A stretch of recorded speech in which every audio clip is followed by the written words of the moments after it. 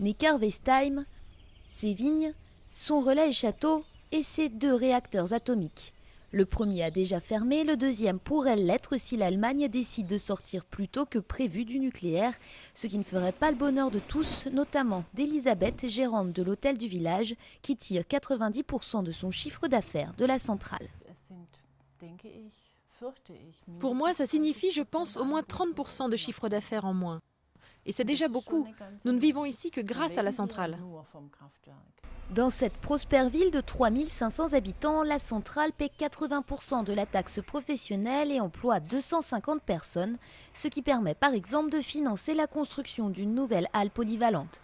La fermeture du 2e réacteur de la centrale pourrait donc faire beaucoup de mal, mais dans l'une des régions les plus riches d'Allemagne où le taux de chômage est quasi inexistant, le maire refuse de paniquer. Nous avons l'avantage de vivre dans une région très forte économiquement.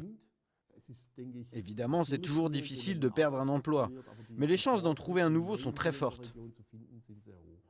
Dans les rues de Neckar-Westheim, difficile de trouver un militant antinucléaire. Malgré tout, le dirigeant de l'association locale d'opposants à la centrale ne désespère pas. Aux dernières élections régionales, les Verts ont doublé leur score dans ce bastion de la CDU avec 13% des voix. Les gens se mettent à réfléchir, même ceux qui avant étaient pro-nucléaire et qui maintenant se taisent. On reçoit beaucoup de soutien pour fermer la centrale de Neckar-Westheim.